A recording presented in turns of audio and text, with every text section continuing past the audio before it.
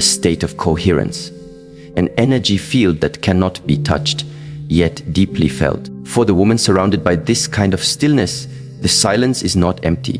It is full of guidance. It is full of truth. And in that truth, she begins to realize she is never alone. Consider a woman sitting by herself in a crowded place, a train station, a cafe, or a room full of people talking. She says nothing, but her posture is composed, her face relaxed, her breath calm. You can feel that she is not trying to be noticed, but somehow you notice her, not because of what she wears or says, but because of the peace that seems to ripple outward from her presence. That peace is not accidental. It is earned. It is cultivated. It is the result of choices she has made, quiet internal decisions to no longer be at war with herself. From a neuroscience perspective, the human brain is constantly scanning the environment for safety or threat. This function, known as neuroception, explains why some people make us feel anxious and others make us feel calm, even without a single word being exchanged. The woman who is aligned in silence has regulated her nervous system. Her breath no longer races. Her thoughts no longer spiral. She has built a sanctuary within herself, and the brain of everyone around her can sense it. This is why silence attracts angels, because it represents order, clarity, and truth. And this truth is not rigid, it is alive. It flows like water around resistance. It doesn't fight the world, it understands the world, and more importantly, it understands itself. In relationships, especially intimate ones, this form of silent alignment is one of the most powerful tools a woman can carry.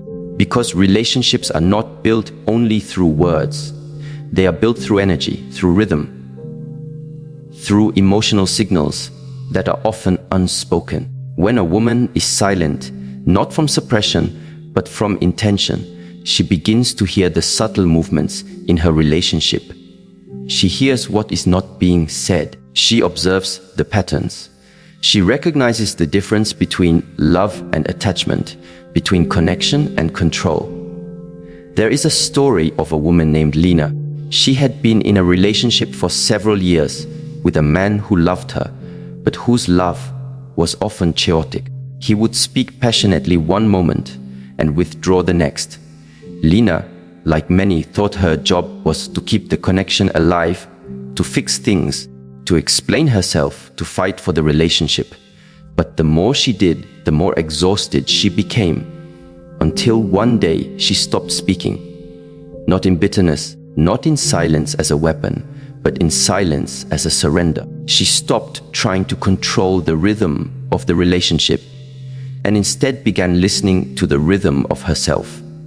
She started waking up earlier, sitting with her tea without checking her phone. She started writing in her journal before responding to emotional messages. She started observing rather than reacting, and slowly something shifted. The man she was with began to feel her presence more deeply than ever before, because she was no longer trying to be heard, she was simply being. The relationship either had to meet her in that space of quiet truth or fall away. And over time, it did fall away. Not because she stopped loving him, but because she stopped abandoning herself. In that silence, Lena didn't lose anything. She gained everything: clarity, freedom, a sense of herself that no longer depended on another person's opinion or attention. And as she rebuilt her life with this centered energy, she noticed something else. New connections entered her life. People who were aligned with her values, friends who didn't drain her, opportunities that matched her quiet discipline. And yes, love, but this time it felt peaceful. Not because it was perfect, but because she no longer needed to force it. This kind of silence, the silence of inner alignment, becomes magnetic. It becomes protection. It becomes clarity. And in the language of the unseen, this clarity draws invisible support. Whether you call it divine guidance, intuition, angels, or simply grace, something begins to move around you when you begin to move inward. Eastern traditions often speak of the concept of wei, the art of non-forcing. It is not passivity, but effortless action. It is the understanding that right timing, right presence, and right energy often do more than aggressive effort ever could. The woman who understands this principle lives in alignment with the flow of life. She does not beg. She does not chase. She aligns, and what is aligned with her will come. Western psychology mirrors this wisdom. The theory of self-determination, for example, explains that people flourish when they live from intrinsic motivation, when their actions are driven by internal values rather than external approval. The woman who practices silent alignment is living from her core, not her ego. And in doing so, she becomes trustworthy. Others may not always agree with her, but they feel her clarity. They sense that she is not pretending, and this authenticity becomes her greatest form of influence. There is another woman, an older woman named Farida, who lived alone for many years after raising her children and losing her husband. To the outside world, her life seemed quiet, unremarkable. But those who met her often left with a strange sense of calm. She spoke softly, but when she did speak, her words were deliberate. She had no time for gossip, for complaints, or for superficial drama.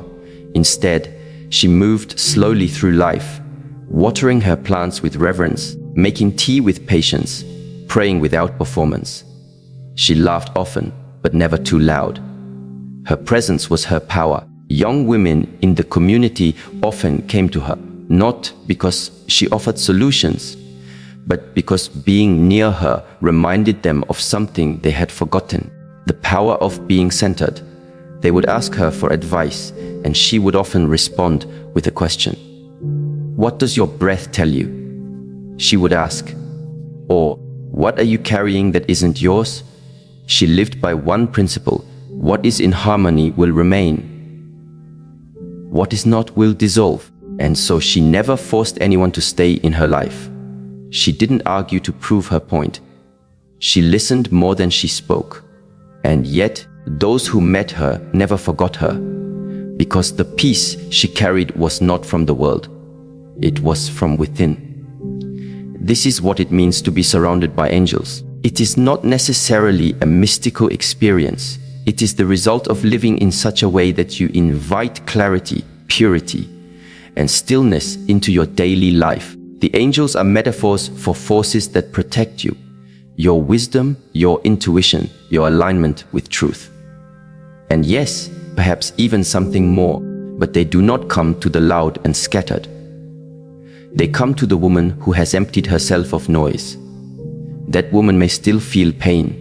She may still feel loss. She may still cry at night, but she no longer feels lost, because she has found a deeper home, a home that cannot be taken by disappointment, betrayal, or confusion. Her silence is no longer a prison. It is a sanctuary. People often misunderstand her. Some may think she is too serious. Others may say she is too distant. But what they cannot deny is the presence she brings. A grounded, serene, unwavering energy that offers stability in a world that spins too fast. And in time, they begin to respect her, not because she demands it, but because she embodies it. And that respect doesn't just come from others. It comes from life itself. Life begins to open where she once struggled. The right people arrive. The wrong ones leave without conflict. Doors open, not all at once, but quietly, like the morning sun touching the earth after a long night. She has become a magnet for alignment, not because she chased it, but because she became it. In practical terms, cultivating this kind of silent alignment means making small daily choices that anchor you in your own truth. It means waking up and choosing mindfulness over distraction. It means learning to respond rather than react. It means observing your thoughts before they become your words. It means protecting your peace as if it was sacred. Because it is. You don't need everyone to understand you. You don't need everyone to agree with you. What you need is to be congruent with yourself. And when you are, you will begin to feel the presence of something greater moving with you. It might not make sense to others. It might not even make sense to you at times, but you will feel the protection, the clarity, and the strength that come when your soul stops chasing and starts aligning. You will walk differently, speak differently, love differently, not because you're trying to impress, but because you're no longer trying to survive. You are living fully, quietly, powerfully, and in that quiet power, you will find yourself surrounded, not by crowds, not by noise, but by a stillness so complete it begins to echo in everything you touch. And in that echo, there is guidance. In that silence, there is love, not always loud, but always true. There is a silent language spoken long before words are ever formed. It is felt in glances, in gestures, in the pauses between sentences. It is the language of energy, and a woman who begins to understand this language realizes something profound. Her emotional field speaks louder than her voice ever could. Her energy precedes her presence. It walks into rooms before she does. It lingers long after she has gone. This understanding is not just spiritual, it is biological. The human brain is wired to detect emotion through microsignals, tone of voice, facial tension, and posture. Even a newborn baby, without a single word, can feel the emotional tone of its caregiver. It's why we instinctively step back from someone whose energy feels hostile, even if their words are polite. It's why we lean toward those who feel open, calm, and genuine, even if they speak very little. Energy does not lie, and the woman who begins to take responsibility for her emotional energy stops trying to control the external. She knows that how she feels, her inner landscape, will eventually shape the landscape around her. When she walks into a space carrying anxiety, unresolved pain, or emotional chaos, it will ripple outward. And when she walks into that same space carrying clarity, forgiveness, and stillness, something shifts. People soften, tensions drop, and hearts open without knowing why. One of the most powerful things a woman can do is become aware of what she is radiating, not just what she is saying. Emotional energy is a signal, and like any signal, it either attracts or repels. If a woman is constantly carrying fear of abandonment, it won't matter how many affirmations she repeats or how much she wants love. That fear will color every interaction, subtly at first, then more obviously. She might cling, over-explain, or read too deeply into silence.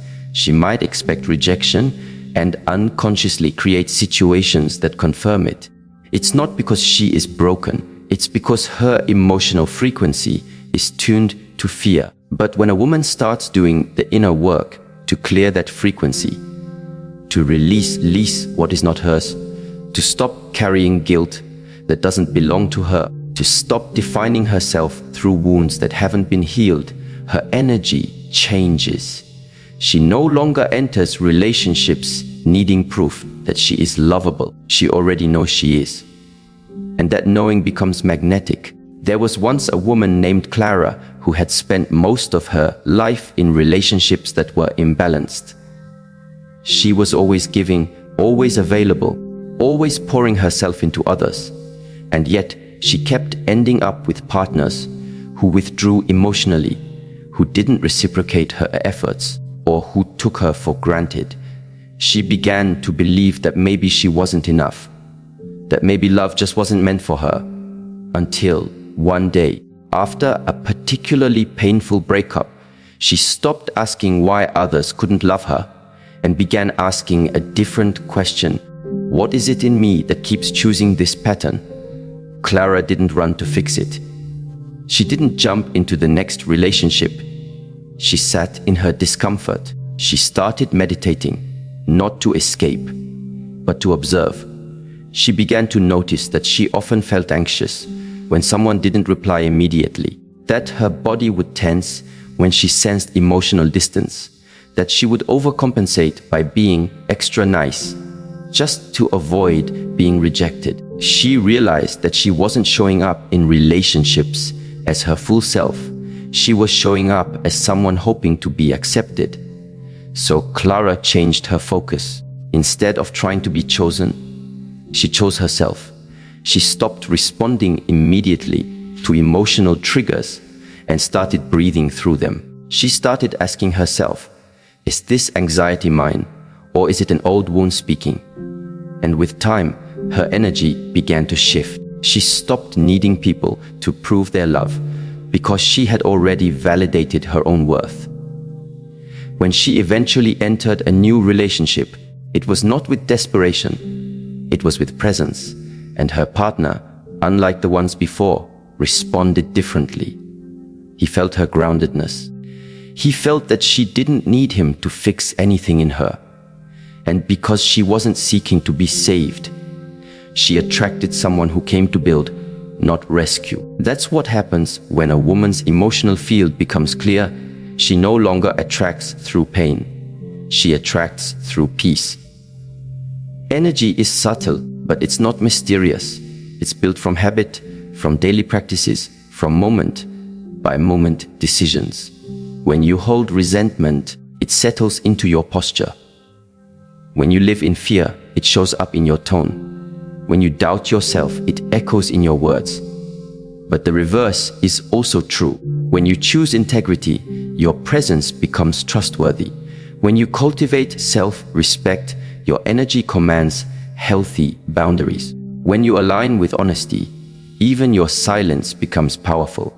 In relationships, especially romantic ones, this emotional field becomes the foundation. Words may start the connection, but energy maintains it. People can only connect with what you reveal emotionally. And if your emotional field is guarded, anxious or reactive, even if you are physically present, you will feel emotionally distant. There's a quote that says, "You attract what you are, not what you want." This doesn't mean you must be perfect to receive love. It means that your emotional reality shapes what feels familiar to you. If chaos feels normal, you may unconsciously feel bored in peace. If validation feels like survival, you may confuse attention with intimacy. But when you begin to elevate your emotional energy, you begin to normalize peace. You begin to feel safe in slowness, in presence, in honesty. This emotional maturity requires discipline. Not the discipline of suppression, but the discipline of awareness. It means catching yourself before projecting your pain. It means recognizing that not every emotion is an instruction. Sometimes you feel abandoned, not because the other person left, but because you are touching an old scar. Sometimes you feel disrespected, not because someone insulted you, but because you haven't fully honored yourself. There's a woman named Merel who once said, "I used to think healing meant becoming soft, but it made me fierce. Not because I became louder, but because I became clearer." Clarity is not about certainty. It's about alignment, and emotional energy becomes clear when it is aligned with truth. That truth may be painful, but it frees you. It may be uncomfortable, but it protects you. And from that space, your presence becomes different. People often sense your energy before they understand your words. They feel your self-trust in the way you hold eye contact. They feel your peace in the way you speak without rushing. They feel your groundedness when you say no without guilt. And those who are not ready for that kind of presence may pull away. But those who are aligned will feel drawn, not to your beauty, not to your charm, but to your essence. This is why cultivating your emotional energy is one of the most powerful forms of relationship preparation, because it sets the tone. It creates safety, not just for others, but for yourself. You no longer live in emotional reactivity. You begin to respond, not from wounds, but from wisdom. And that wisdom changes everything. It changes how you speak, less impulsively, more intentionally. It changes how you listen, not to react, but to understand. It changes how you love, not to possess, but to witness. And slowly, your emotional energy becomes a healing field, not just for yourself, but for others. You begin to notice that people open up around you, not because you ask the right questions, but because your presence feels safe. You begin to attract honesty, not because you demand it, but because you embody it. You begin to experience connection, not based on performance, but based on resonance. And resonance is key. Two instruments tuned to the same frequency will vibrate together even when only one is played. This is resonance, and the same is true in human relationships. When your emotional field is aligned, you begin to resonate with others who share that alignment. You no longer chase connection, you become connection. In ancient traditions, it was believed that certain people carried such purity of heart that the unseen would gather near them. Their energy was so clear, their intentions so aligned that they became channels for divine presence. Whether or not you believe in the mystical, the metaphor remains powerful. The cleaner your emotional energy, the more deeply supported you feel, not just by people, but by life itself. Your life begins to mirror your frequency. Chaos will no longer feel like home. You will find peace not in retreating from the world, but in participating with intention. You will stop seeking to be seen and begin choosing to be felt. Because when your emotional energy speaks, before you do, what it says determines everything that follows. A woman's life changes the moment she realizes that discipline is not punishment. It is permission. Permission to create space. Permission to invite clarity. Permission to summon what is sacred and remove what is not. And in this way, discipline is not a cold command. It becomes a divine invitation. Because the presence of order within her life sends a signal not only to the physical world, but to the unseen. Angels do not dwell in chaos. They gather where harmony is nurtured. They surround those who walk in quiet alignment, with their inner and outer life matching. When a woman wakes each day without intention, her life is left vulnerable to the noise and demands of everything outside herself. But when she wakes with a centered heart, with habits rooted in purpose, her life begins to form a rhythm, a sacred architecture that protects her energy and invites wisdom. And in that structure, in that discipline, she begins to feel the unseen support that always existed but was previously hidden beneath distraction. Many people view discipline as something masculine, aggressive, or forceful. But true discipline is not harsh. It is compassionate. It is the loving structure you build to keep yourself aligned with what matters most. Think of a river. Without its banks, it becomes a flood. With boundaries, with shape, it becomes a force that gives life. In the same way, a woman's energy becomes powerful not when it flows freely in all directions, but when it is focused, directed, and held in integrity. In relationships, this kind of inner discipline becomes the silent force that shapes respect, desire, and connection.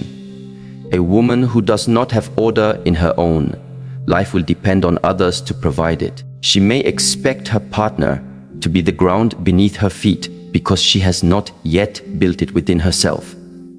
But a woman who lives in order, who has rituals that restore her, who honors her own time, body, and space, she does not lean to survive. She leans to share. She gives from fullness, not from lack. There's a woman named Lena who spent most of her 20s in a whirlwind of romance and emotional highs and lows. She was passionate, deeply loving, and intuitive, but her life was disorganized.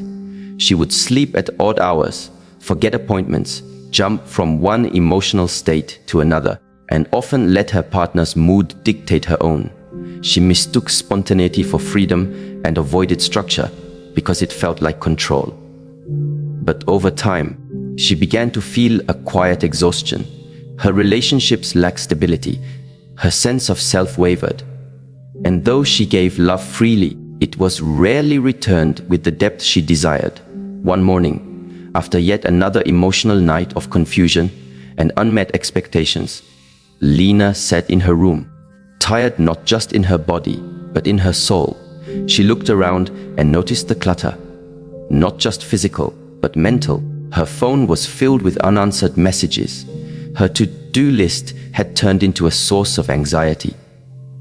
Her mind raced with thoughts that led nowhere, and for the first time, she admitted to herself the love she wanted to receive from others was the love she had not yet given to herself in structure and care. From that day, she didn't make grand declarations. She made small, disciplined choices. She began waking at the same time each day, not out of rigidity, but out of reverence for the morning silence. She started writing her thoughts each evening, not to analyze, but to listen to herself. She deleted the numbers of people who only reached out when it was convenient. She began to eat with intention, speak with more awareness, and protect her alone time like sacred ground. And what happened was not dramatic, but it was profound. Over time, Lena began to feel more rooted. She stopped seeking approval. She didn't need to be constantly reassured. When a man entered her life who lacked direction, she could feel it immediately, not as judgment, but as clarity. She no longer tried to fix him or adapt to his inconsistencies. She simply continued her rhythm, and if he aligned, he stayed. If not, he left. Either way, she remained in peace. This is the quiet strength of discipline. It clears the space for truth to enter. It says to the world, I am not waiting for someone to save me. I have already begun building a life I respect. From the outside, such discipline may seem small. A woman folding her clothes carefully, lighting a candle before meditation, saying no to an invitation that would drain her. But these actions are declarations. Each one sends a signal to the unseen. I am ready to receive only what matches my inner harmony. In many ancient traditions, the home was considered a sacred temple, and the care with which it was maintained reflected the care within the soul. The woman who maintains her inner and outer space with respect is creating a vibration that does not need to be announced. It is felt. The way she prepares her meals, the way she walks into a room, the way she guards her attention. These are not chores. They are rituals of power. Modern psychology has long recognized the impact of habits on emotional well-being. Small daily rituals help regulate the nervous system, reduce anxiety, and increase a sense of control. A woman who implements consistent structure, waking rituals, reflective practices, nourishing routines, builds not only discipline but emotional resilience. She is less likely to react impulsively. She is more grounded in her choices, and in relationships, this makes her magnetic, not because she plays games, but because her self-respect is evident. Men, too, sense this difference. A woman who disciplines herself emotionally does not chase, does not cling, does not collapse when ignored. She feels the loss, but she does not lose herself. She grieves with dignity. She walks away with clarity. She communicates with intention, not desperation. And this level of inner stability challenges others to rise or to fall away.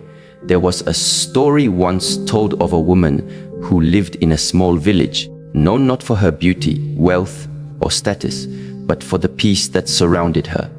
Every day at dawn, she would walk to the river with a small clay pot and fill it with water for her family. She took her time.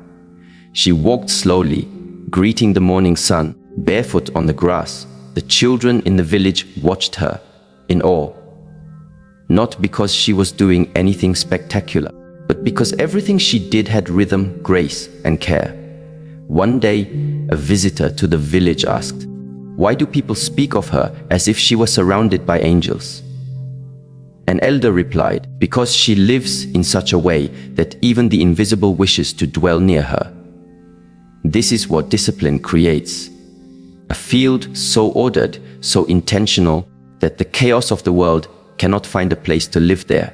It creates a kind of spiritual hygiene. Just as we bathe the body to remove dirt, we discipline the mind to remove confusion. We discipline the heart to remove bitterness. We discipline our time to remove distractions. And in that cleansing, in that quiet structure, we make space, not just for peace, but for presence. When a woman builds this kind of life, she no longer fears solitude. She embraces it. She no longer fears rejection. She respects it because her validation is not built on others staying. It is built on her own staying power, her ability to remain true to herself even when others misunderstand her.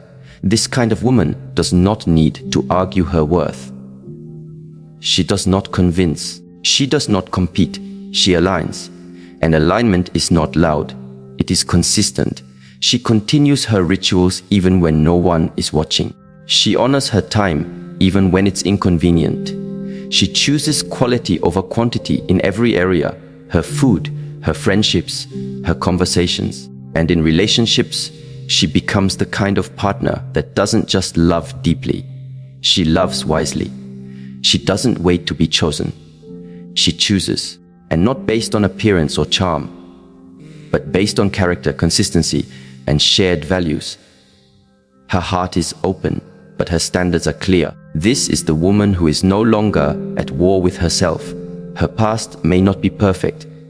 Her journey may be filled with detours, but she has arrived at a place where her inner world and outer life no longer contradict each other. She is not pretending. She is not performing. She is living, and in that living, something extraordinary happens. Life begins to mirror her discipline. Opportunities align. Connections deepen. Confusion fades, and while others may chase miracles, she becomes one. Simply by the way she moves through the world with grounded grace. It is not the size of her actions, but the sincerity of them.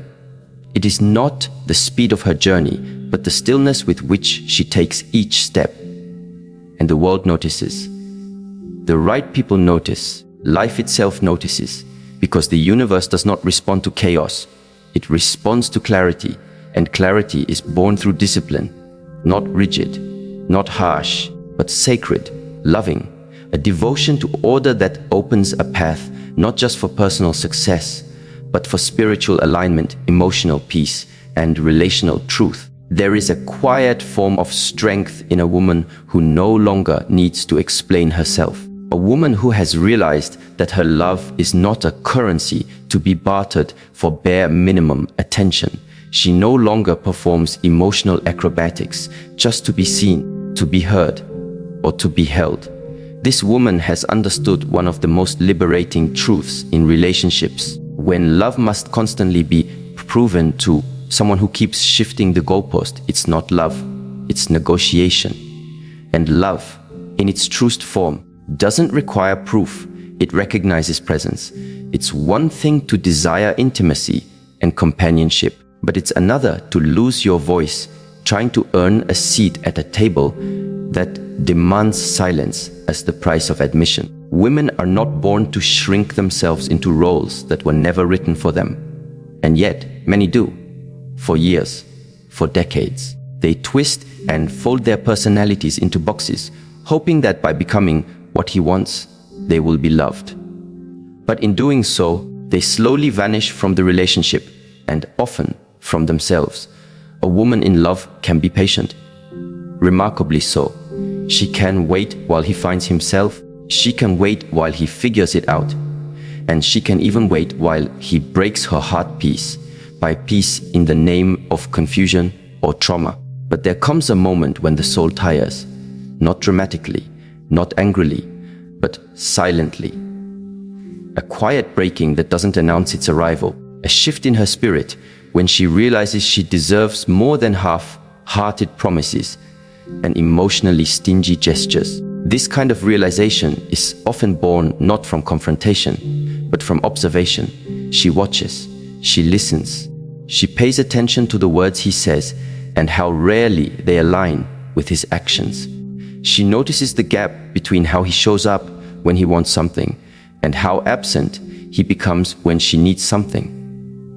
And in that gap, a new awareness is born, not of who he is, but of who she has become in trying to keep him. Imagine a woman who has always been the nurturer, the fixer, the forgiver, the one who sends the good morning texts, who checks if he's eaten, who keeps the connection alive, even when it's draining her. She does it because she believes in love, in commitment, in the potential she sees in him. But one morning, she looks in the mirror and doesn't recognize the reflection. Her eyes are tired. Her smile is polite but hollow. Her joy, once abundant, now flickers like a dying candle. And in that moment, she asks herself, when did I stop living for myself? That question is the beginning of her return. It's not a rebellion. It's not a threat. It's a reawakening. The journey from self-abandonment to self-recognition is not loud. It's not a sudden declaration of independence. It's subtle. It's the pause before replying to his text. It's the decision to stop explaining why she's upset because she realizes he already knows.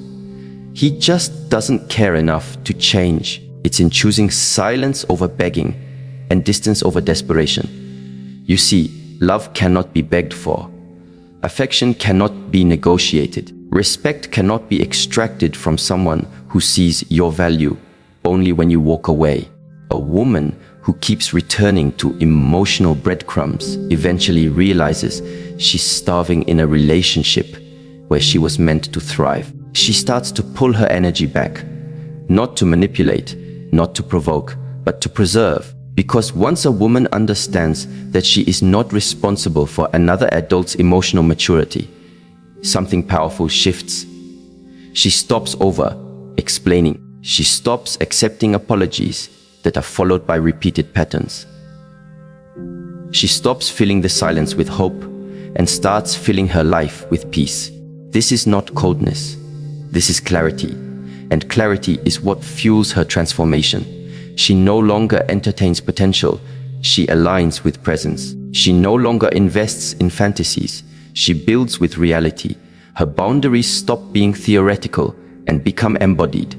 She no longer says, I deserve better. She becomes the kind of woman who attracts better by refusing anything less. Real love isn't about staying through torment to prove loyalty. It's not about enduring pain in the name of patience. It's about being seen, held, chosen consistently. Not perfectly, but honestly. Let's talk about consistency for a moment. Consistency is not about grand romantic gestures on anniversaries. It's not about sporadic moments of charm followed by weeks of emotional neglect. Consistency is in the daily effort. It's in checking in. It's in remembering small things that matter to her. It's in making her feel emotionally safe, not occasionally, but always. Many women fall in love with men who are intense but inconsistent. These men know how to spark desire, but don't know how to sustain commitment.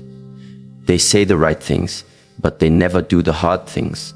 They disappear when emotions get deep and return when they sense you're moving on. These men aren't offering love. They're offering confusion wrapped in charm. But a woman who has done the work on herself can see through that. She no longer confuses intensity with intimacy. She no longer finds chaos exciting. She no longer entertains people who are emotionally allergic to accountability.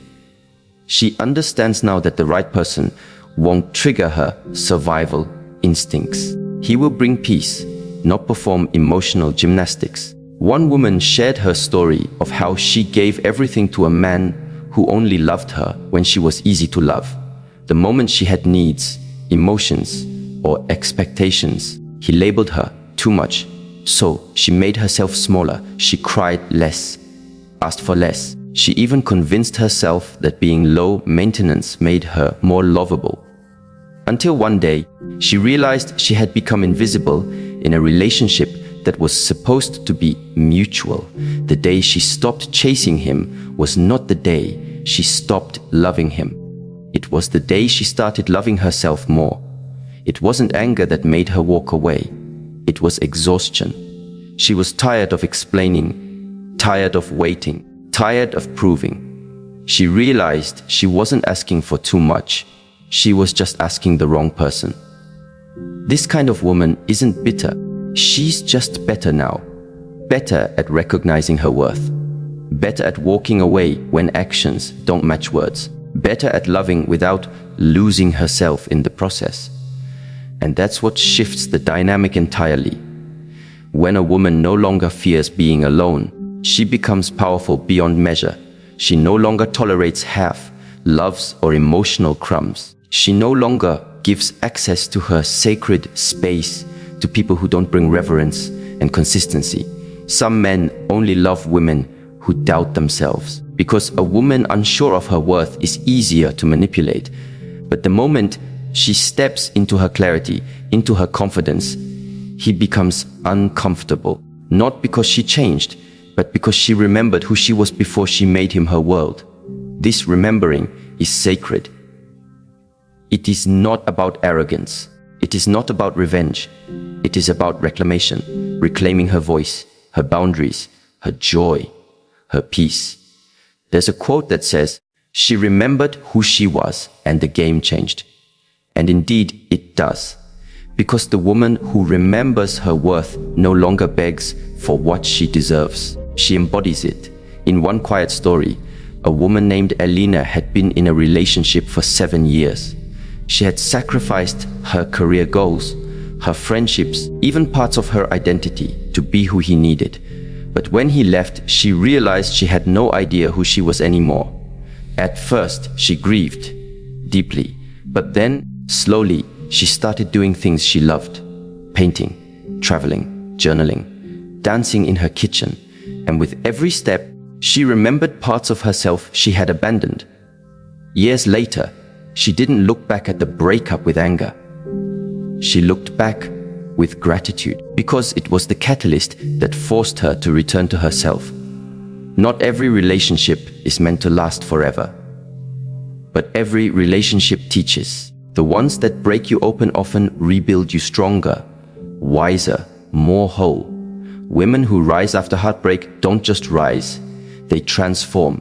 They no longer let emotional neglect masquerade as mystery. They no longer stay silent to keep the peace, because they understand that any peace that silences their truth is not real peace. They no longer entertain relationships that drain them. They become women who are full of life and only accept partners who come with full cups, not empty hands. In the end, the most powerful shift is when a woman stops asking, "Why won't he choose me?" and starts declaring, "I choose myself." Because self-love is not a trend, it's a lifeline, and the woman who returns to herself becomes a force of nature, not to be feared, but to be honored. In the world we inhabit, few forces are as quietly transformative as the presence of a woman who has mastered her own energy. She does not impose. She does not chase attention. She does not seek to overpower. And yet, when she enters a space, something changes. You may not be able to name it immediately. You may not even notice it consciously. But suddenly, people breathe deeper. Conflict softens. Tension disperses. Conversations become more authentic. It's as if the room remembers what it means to feel safe. This is not magic. It is not illusion. It is the lived reality of emotional regulation, one of the most overlooked but powerful aspects of human relationships. Neuroscience now confirms what wisdom traditions have always taught: the energy we carry affects the nervous systems of those around us. When we speak of energy, we are not referring to something mystical or vague. We are referring to presence, tone, intention, the silent language of the body, and the resonance of the heart. A woman who is surrounded by angels does not need to speak loudly to be heard. Her energy speaks first. Her emotional state becomes an anchor, just like the steady rhythm of a heartbeat regulates a child resting against their mother's chest. The emotional steadiness of a woman can calm even the most chaotic emotional environments if she has learned to master her own nervous system. One might think this type of inner grace is something people are simply born with, but it is cultivated. It requires choosing not to react when provoked. It requires holding yourself when no one else does. It requires learning how to return to center again and again, no matter how many times the world tries to pull you off balance. In relationships, this ability becomes a gift beyond words. The man who feels safe to be vulnerable. The child who learns emotional vocabulary through observation. The friend who trusts enough to unravel their fears. These are not outcomes of chance. They are the quiet results of consistent emotional regulation. There's a story of a woman named Amira. She worked in a high-pressure environment as a trauma nurse. The job exposed her to intensity every single day. Blood, fear, grief, urgency. Yet, her colleagues often said there was something different about her. When she's on shift, one said, the whole unit breathes easier. Another said, even the patients seem to suffer less when she's near. What they didn't see was what Amira practiced behind closed doors. Daily meditation, breath work, journaling to process emotional residue, choosing not to carry other people's pain home with her. She guarded her energy not selfishly, but as a sacred responsibility. Her presence regulated the energy of others because she first learned how to regulate her own. Psychologists often use the term co-regulation to describe the unconscious synchronizing of emotional states between individuals. This is especially evident in parent-child relationships, but it happens in all close relationships. When one person in a room is calm and centered, it becomes easier for others to match that state. When someone is anxious or reactive, others may absorb that energy and reflect it back. A woman surrounded by angels understands this mechanism. She does not just focus on what she says. She focuses on the energy with which she says it. She knows that her silence can heal or harm. She knows that a look, a breath, a sigh can speak louder than words. This doesn't mean she never gets upset. Emotional regulation is not emotional suppression. It is not about pretending to be composed while suppressing rage or sorrow underneath. True regulation begins with awareness. She feels her emotions fully, but she does not allow them to hijack her decisions.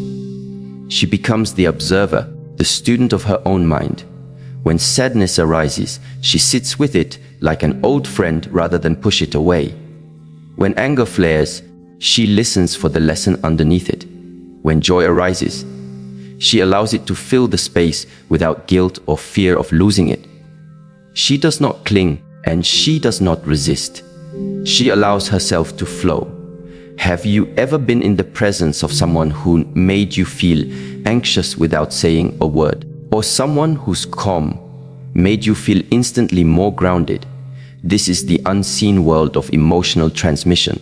This is what we are speaking of when we say that some people regulate energy. A woman who understands her influence in this way begins to live more consciously. She notices when her tone becomes sharp. She notices when her body tightens in defense. She catches the moment when her mind drifts toward assumptions. And because she notices, she has the power to redirect. She replaces sharpness with clarity, tension with breath, assumption with curiosity.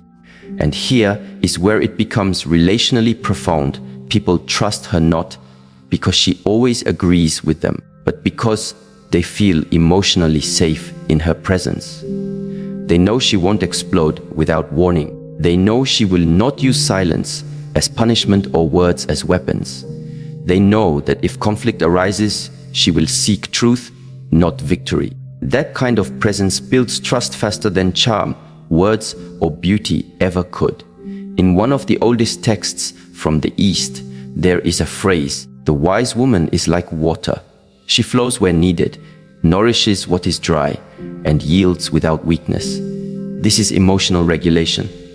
It is fluidity, not rigidity. It is the ability to remain connected to one's own center while still being deeply responsive to the needs and energies of others. This is not something society teaches women directly. In fact, society often rewards emotional volatility as passion or punishes sensitivity as weakness. But in truth, emotional mastery is strength beyond measure. A woman who understands this moves differently. She doesn't chase emotional highs. She doesn't panic during emotional lows. She watches. She listens. She moves from groundedness. The impact this has on romantic relationships is particularly powerful. Many men raised in environments that discouraged emotional expression carry unresolved emotional burdens. When they find a partner who does not judge their silence, who listens without rushing to fix, who holds space without fear, they begin to open. It's not therapy, it's trust. And trust, when built upon emotional safety, becomes the foundation of deep love. This woman doesn't force vulnerability. She creates the atmosphere where it becomes natural. There's a couple I once knew, married for over 3 decades. Their secret wasn't compatibility, though they differed in many ways. It wasn't even shared interests. What kept them bound together was the way the woman had cultivated emotional steadiness over the years. In times of financial hardship, she remained calm, offering solutions instead of blame. In moments of disagreement, she sought understanding instead of control. Her presence was a mirror, reflecting not just who her husband was, but who he had the potential to become. And because he felt seen, he chose her again and again. This doesn't mean she tolerated disrespect. Emotional regulation does not mean emotional self-sacrifice. In fact, it requires healthy boundaries. When a woman regulates energy, she becomes acutely aware of when her boundaries are being crossed, not from anger, but from clarity. And when she sets limits, they are not ultimatums, they are invitations for others to rise to her level. She does not yell to prove a point. She walks away to protect her peace.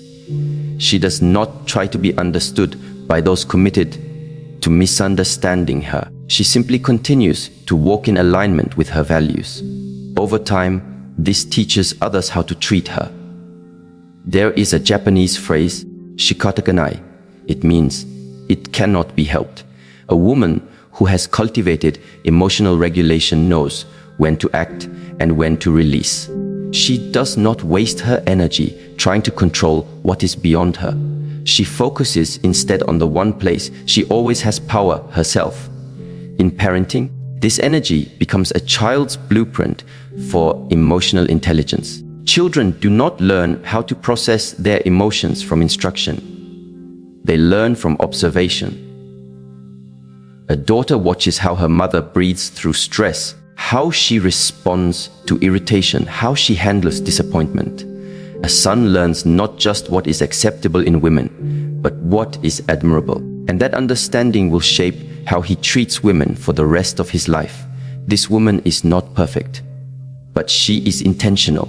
She reflects, she adjusts, she learns, and slowly she becomes the kind of woman who, when people describe her, they say, "When she is around, I feel more like myself." Such a woman may go unnoticed in crowds. Her power is quiet. It doesn't scream. But in a world addicted to noise, her silence becomes revolutionary. In a culture that prizes reaction, her restraint becomes wisdom. In relationships that are so often dominated by fear or control, her presence becomes an act of healing. And what does it take to become this kind of woman? It takes solitude, not loneliness, solitude. Time spent alone not to escape the world, but to understand your place in it. It takes self-honesty, the willingness to confront the patterns you carry, the wounds you've avoided, the tendencies you justify. It takes breath, deep, conscious breath, because the nervous system responds more to breath than to words. It takes choosing peace over being right. It takes forgiving, Not because others deserve it, but because you deserve peace. It takes watching how your body feels when you're around certain people and trusting that feeling instead of dismissing it. It takes daily practices, not dramatic changes, but small, consistent rituals that bring you back to center. Drinking water with intention, walking without distraction, journaling what you feel instead of suppressing it. It takes surrender, not as giving up, but as giving in to the flow of life, trusting that when you tend to your inner state, your outer life cannot help but reflect it. There is no shortcut, there is no fast track, but there is a path. And every time a woman chooses to walk that path, not loudly, not for applause, but quietly, in integrity, she becomes the kind of presence that stabilizes the world around her, not by force, not by persuasion, but by example. There is a kind of power in stillness, a power that isn't silent because it is weak, but because it is deeply anchored. A woman who has learned to choose presence over performance offers something rarely, a sacred pause in a world that never stops demanding more. She doesn't enter with noise, she enters with a quiet invitation. Presence is not the absence of action. It is the fullness of being. It is the breath in between words that carries the weight of a forest.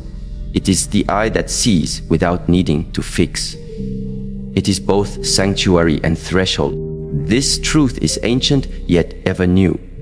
It's recorded in the stories of wise women who stood at the edge of mountains under the canopy of stars and claimed their place without shouting. Their presence was an altar, their silence a hymn. They understood that stillness is not an escape from life. It is the place where life is born again. When a woman becomes still enough to inhabit herself, she begins to notice the spaces around her shifting. In relationships, that stillness is contagious. It slows frantic hearts. It softens hardened defenses. It invites honesty where there was pretense, vulnerability where there was armor. Researchers call this the mirror principle, the idea that the people who show up in our lives reflect parts of us we must see and heal. The relationships we attract are not random. They echo what we carry inside. The mirror shows both our light and our shadows. The people we admire in others are often qualities we possess, but have yet to claim. The behaviors that trigger us in others often point to wounds we are still carrying within ourselves. Reddit. What I learned today. The Tribune. One woman shared that every passionate connection she had felt unsustainable. They began in fire and danced toward ruin. Calmness felt boring, even unsafe. But the moment she began tending to her inner rhythm, feeling what felt real instead of desperate, her outer world began to mirror that. She stopped attracting storms and instead found still lakes. It wasn't magic. It was transformation from the inside. Energy does not lie. Even a child senses when a room is unsettled. Even a partner senses the difference between a soul seeking permission and a soul at peace. She doesn't say everything, but she doesn't need to. Her emotional coherence speaks for her. Neuroscience shows how brains sync up, even unconsciously, through microexpressions, tone, and rhythm. Co-regulation is real, and when one person is calm, another can follow. A friend told me about Lila, who after years of restless dating, began practicing stillness. She didn't meditate because her life was perfect. She meditated because her life was messy, and she needed to come home to herself. She surrendered to silence before trying to force love again. Months later, when a man entered her life, not with chasing, but with curiosity, he felt her presence and responded in kind. She walked into the relationship already whole, and it shaped itself around her completeness, not her lack. Eastern wisdom describes this as Wu Wei, not doing, yet doing. Not passivity, but a power born from alignment.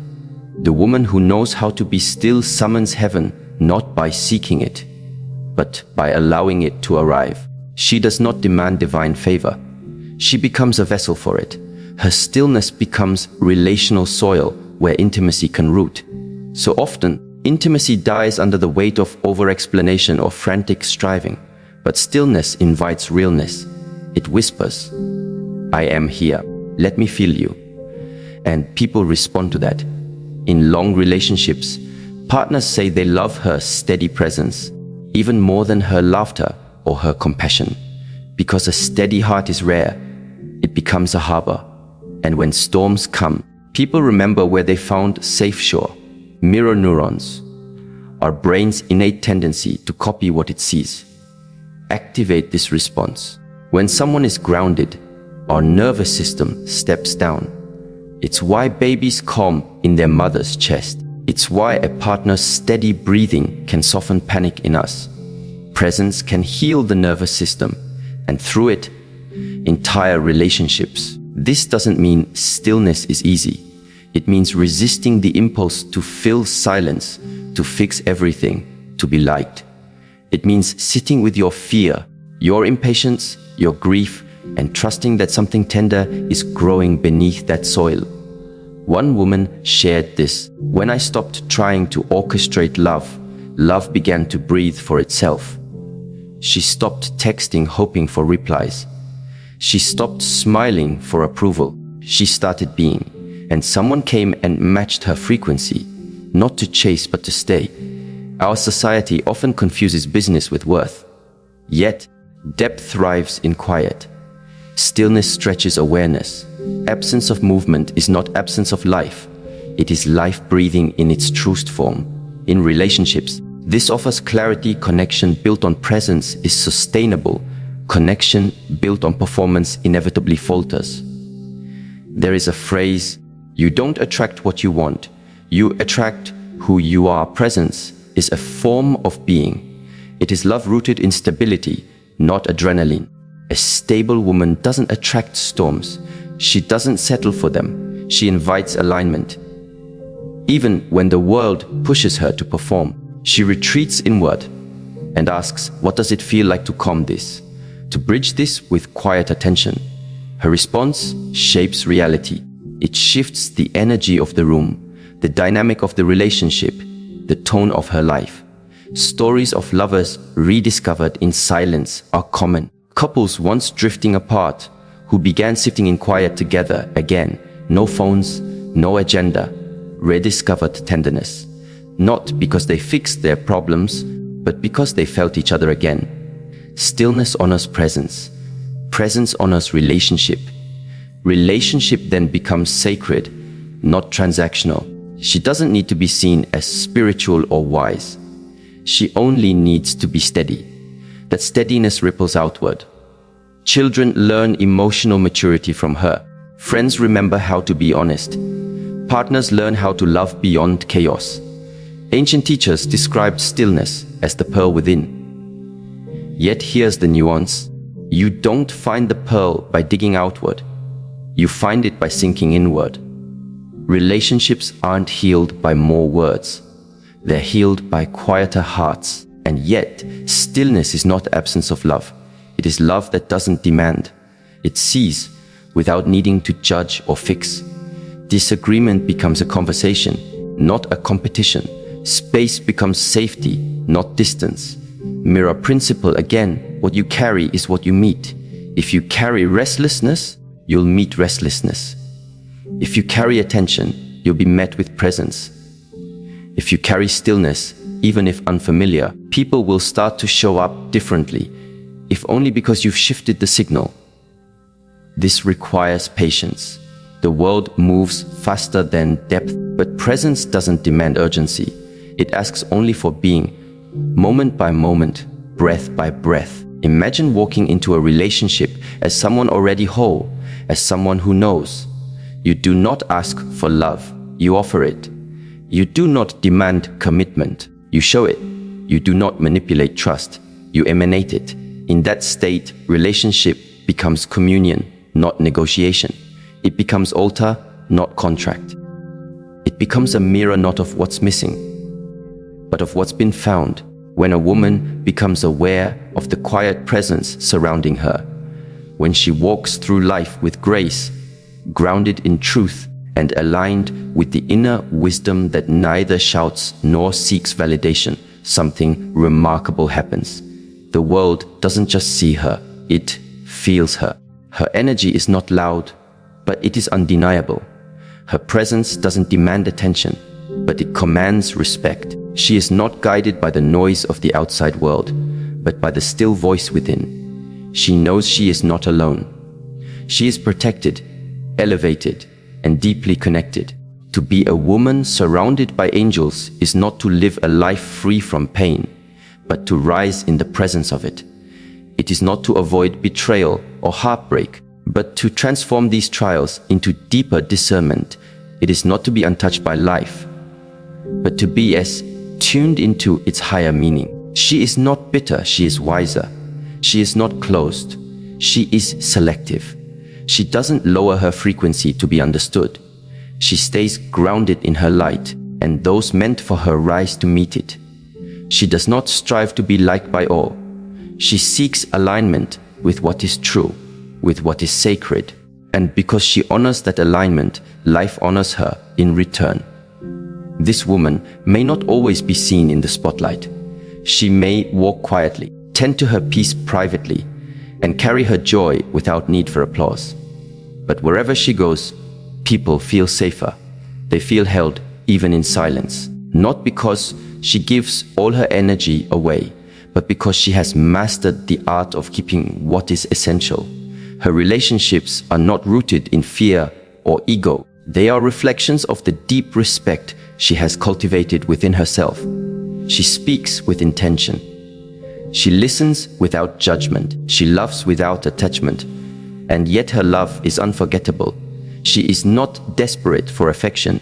She is anchored in her own. This world needs more women who are grounded in this kind of strength, one born not from domination, but from deep remembrance. The remembrance that you are not here to chase, to beg, or to prove. You are here to embody the quiet power of knowing who you are and whose you are. That is the power of a woman surrounded by angels. And if you're listening to these words and something inside you is stirring, that soft knowing, that gentle ache, that rising stillness, it may not be a coincidence. It may be your moment to return home to yourself. Not someday, but now.